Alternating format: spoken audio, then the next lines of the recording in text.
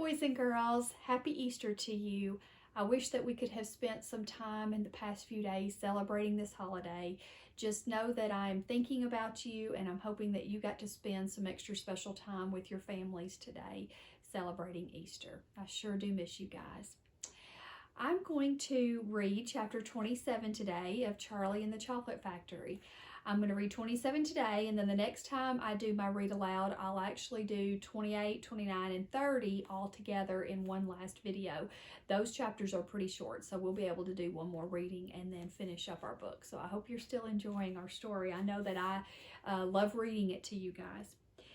Chapter 27, we left off to where we had Charlie Bucket and Mike Teavee and Mike Teavee's parents and Grandpa Joe with Charlie and Willy Wonka, and they were all in the TV room in his chocolate factory. And Mr. Willy Wonka was wanting to try to show the kids and the families how he could send a chocolate bar across the TV ways. And he was talking about how you'd have to have a huge chocolate bar, and because when it would break apart and go across the airwaves and stuff, it would come back and it would be much smaller. But he was letting Charlie sample the very first chocolate that has actually been transferred from one TV to another. And so Mr. Willy Wonka was really excited about this invention. And so we're going to read chapter 27.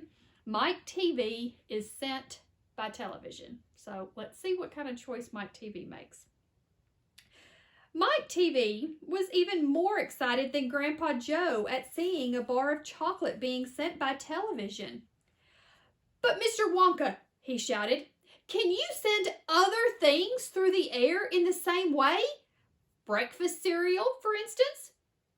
"Oh, my dear boy," cried Mr. Wonka, "don't mention that disgusting stuff in front of me.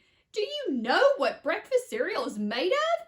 It's made of all those little curly wooden shavings that you find in pencil sharpeners." "But could you send it by television if you wanted to, as you do with chocolate?" asked Mike Teavee. "Of course I could." And what about people?" asked Mike Teavee. "Could you send a real live person from one place to another in the same way?" "A person?" cried Mr. Wonka. "Are you off your rocker?" "But could it be done?" "Good heavens, child, I really don't know. I suppose it could. Yes, I'm pretty sure it could. Of course it could. I wouldn't like to take the risk of it, though. It might have some very nasty results." But Mike Teavee was already off and running the moment he heard Mr. Wonka saying, "I'm pretty sure it could. Of course it could." He turned away and started running as fast as he could towards the other end of the room where the giant camera was standing. "Look at me!" he shouted as he ran. "I'm going to be the first person in the world to be sent by television." "No, no, no, no, no!" cried Mr. Wonka. "Mike!" screamed Mrs. Teavee. "Stop! Come back! You'll be turned into a million tiny pieces!" But there was no stopping Mike Teavee now. The crazy boy rushed on, and when he reached the enormous camera, he jumped straight up for the switch, scattering Oompa Loompas right and left as he went. "See you later, alligator!" he shouted as he pulled down the switch, and as he did so, he leaped out into the full glare of the mighty lens. There was a blinding flash. Then there was silence. Then Mrs. Teavee ran forward, but she stopped dead in the middle of the room. And she stood there. She stood there staring at the place where her son had been, and her great big red mouth opened wide, and she screamed, "He's gone! He's gone!" "Good heavens, he has gone!" shouted Mr. Teavee. Mr. Wonka hurried forward and placed a hand gently on Mrs. Teavee's shoulder.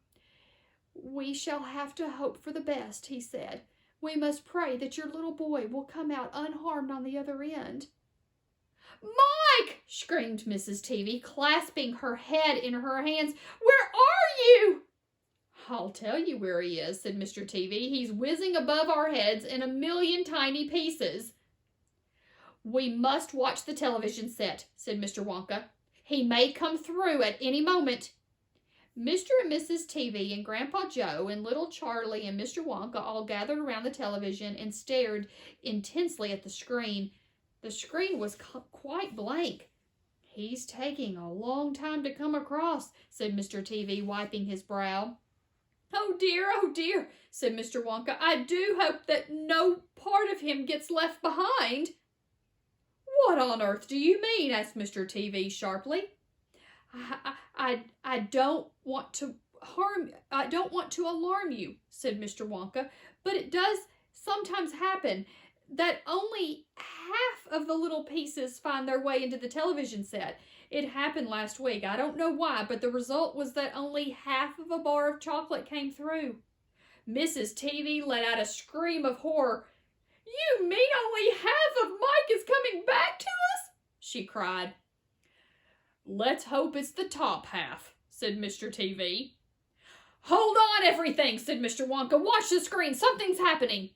The screen had suddenly begun to flicker, and there was some wavy lines that appeared. Mr. Wonka adjusted one of the knobs, and the wavy lines went away. And now, very slowly, the screen began to get brighter and brighter. "Here he comes," yelled Mr. Wonka. "Yes, that's him all right." "Is he in all one piece?" said Mrs. TV. "I'm not sure," said Mr. Wonka. "It's too early to tell." Faintly at first, but coming clearer and clearer every second, the picture of Mike TV appeared on the screen. He was standing up and waving at the audience and grinning from ear to ear. "But he's a midget!" shouted Mr. TV. "Mike!" cried Mrs. TV. "Are you all right? Are there any bits of you missing?" "Is he going to get any bigger than that?" shouted Mr. TV. "Talk to me, Mike," said Mrs. TV. "Say something. Tell me you're all right." A tiny little voice, no louder than a squeaking of a mouse, came out of the television set.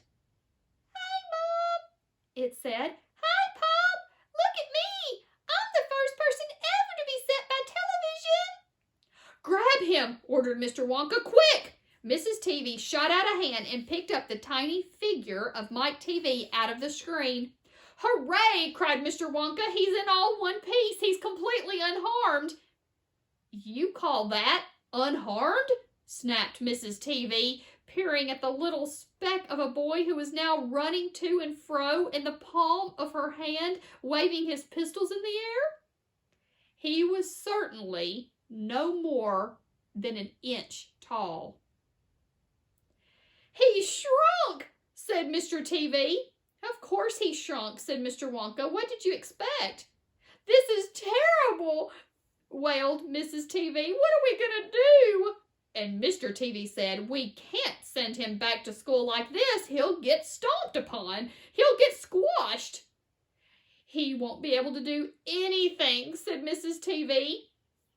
"Oh, yes, I will," squeaked the tiny little voice of Mike TV. "I'll still be able to watch television."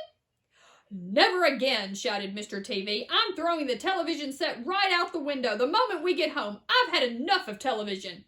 When he heard this, Mike TV flew into a terrible tantrum. He started jumping up and down on the palm of his mother's hand and screaming and yelling and trying to bite her fingers. "I want to watch television," he squeaked. "I want to watch television. I want to watch television. I want to watch television." "Here, give him to me," said Mr. TV, and he took the tiny boy and shoved him into the pocket of his shirt, and he put a handkerchief right on top. Squeals and yells came from inside the pocket, and the pocket shook as furious as the little prisoner fought to get out.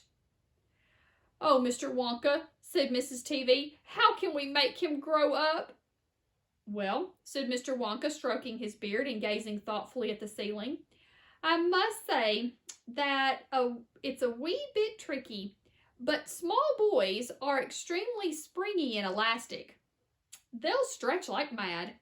So what we'll do is we'll put him in a special machine I have for testing the stretchiness of chewing gum. Maybe that will bring him back to the way he was." "Oh, thank you," said Mrs. TV. "Don't mention it, dear lady." "How far do you think he'll stretch?" asked Mr. TV. "Maybe miles," said Mr. Wonka. "Who knows? But he's going to be an awfully lot thinner. Everything gets thinner when you stretch it."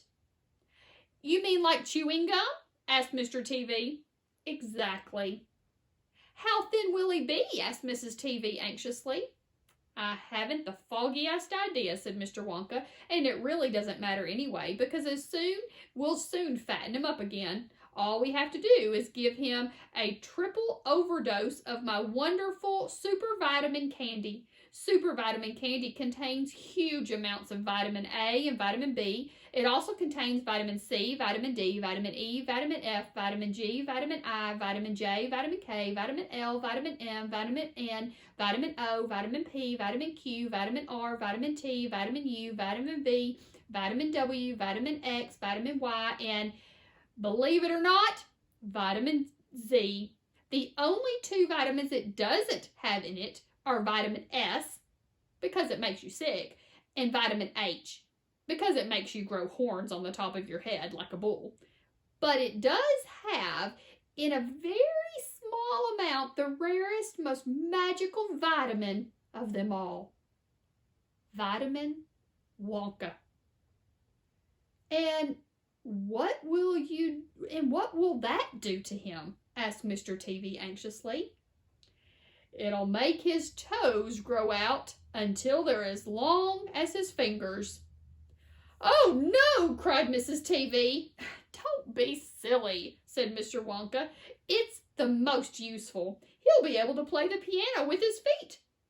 But Mr. Wonka, no arguments, please, said Mr. Wonka, and he turned away and he clicked his fingers 3 times in the air as an Oompa Loompa appeared immediately and stood beside him.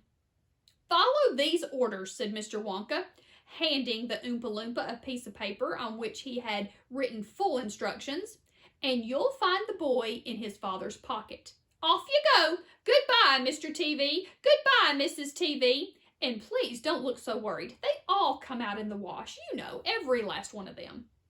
At the end of the room, the Oompa Loompas around the giant camera were already beating their tiny little drums and beginning to jog up and down to the rhythm.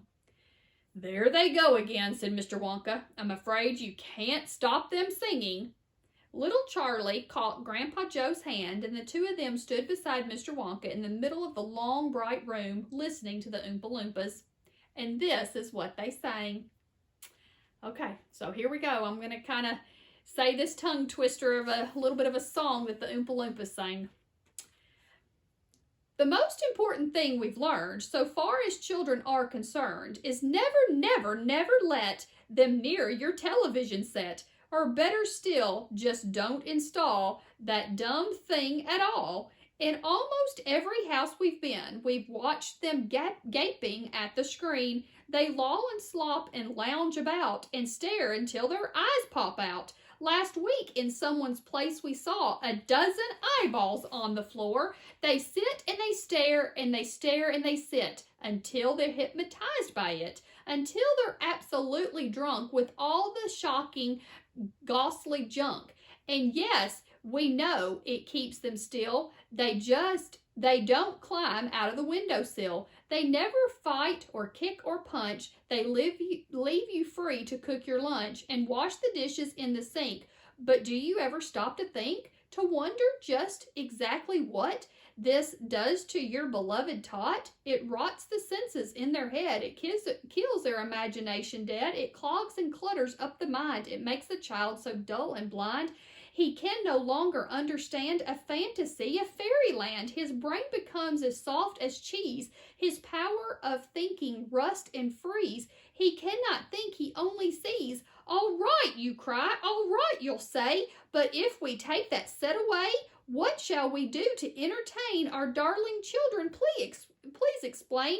We'll answer this by asking you, what used the darling ones to do? How used they keep themselves contained before the monster was invented? Have you forgotten? Don't you know?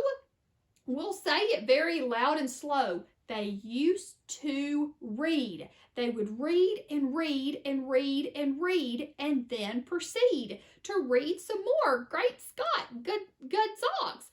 1/2 of their lives was reading books. The nursery shelves held books galore, books cluttered up the nursery floor, and in the bedroom by the bed, more books were waiting to be read. Such wondrous, fine, fantastic tales of dragons, gypsies, queens, and whales, and treasures, isles, and distant shores where smugglers roared with muffled oars, and pirates wearing purple pants, and sailing ships, and elephants, and cannonballs crouching round the pot, stirring away at something hot. It smells so good. What can it be? Good gracious, it's Penelope. The younger ones had Beatrix Potter with Mr. Todd, the Dirty Rotter, the Squirrel Nutkin, Pigling Bland, and Mrs. Tiggywinkle, and just how the camel got his hump, and how the monkey lost his rump, and Mr. Toad, and bless my soul, there's Mr. Rat and Mr. Mole. Oh, books! What books they used to know, those children living long ago. So please, oh please, we beg and pray, go throw your television set away, and in its place you can install a lovely bookshelf on the wall. Then fill the shelves with lots of books, ignoring all the dirty looks, the screams and yells, the bites and kicks, and children hitting you with sticks. Fear not, because we promise you that in about a week or two of having nothing else to do, they'll now begin to feel the need of having something good to read. And once they start, oh boy, you'll watch the slowly growing joy that fills their hearts. They'll grow so keen, they'll wonder what they've ever seen in that ridiculous machine, that nauseating, foul, unclean, repulsive television screen. And later, each and every kid will love you more for what you did. P.S. Regarding Mike TV, we very much regret that we shall simply have to wait and see if we can get him back his height, but if we can't, it serves him right. Okay, so that was the song. Sometimes the Oompa Loompas, I know that if you ever watch the movie, they sing it really fast, and sometimes it's a little hard to even hear the words that they're singing on the show itself. I didn't sing it, and I tried to say it a little bit faster, but sometimes I get a little tongue-tied because I want to try to go a little fast. So, you could see that Mike TV ended up not making a good choice, and so now we're left to only Charlie left. And so we're going to see what last one adventure that he has in store with Mr. Willy Wonka, and see how our book ends up closing from our reading. So guys, I miss you, and I hope that you're enjoying the rest of our story. Bye.